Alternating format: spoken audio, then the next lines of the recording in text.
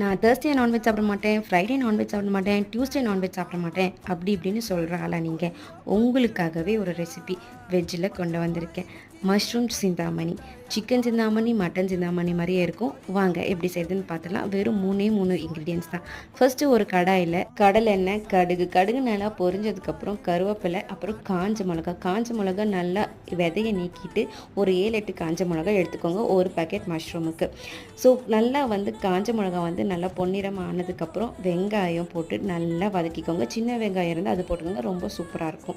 அதுக்கப்புறம் புளிசாக நறுக்கின காளானையும் போட்டு உப்பையும் போட்டு கொஞ்சம் மிளகா பொடியும் போட்டு மூடி வச்சுக்கோங்க. தண்ணி விட வேணாம், காளான்லேயே தண்ணி விடும். எங்கள் ஊரில் இது மோஸ்ட்டாக எல்லோரும் காளான் தான் சொல்லுவோம், மஷ்ரூம்னு ரேராக தான் சொல்லுவாங்க. ஸோ தண்ணி நல்லா சுண்டினதுக்கப்புறம் காளான் இந்த மாதிரி ஆகிடும். அது நல்லா சுடு சோத்தில் போட்டு பிணைஞ்சு சாப்பிட்டு பார்த்தீங்கன்னா அமிர்தமாக இருக்கும். புரட்டாசி மாதம்லாம் சிக்கன் மட்டனுக்கு பதிலாக இது நல்ல கம்பெனி கொடுக்கும். For more recipe video subscribe to ice Gautham.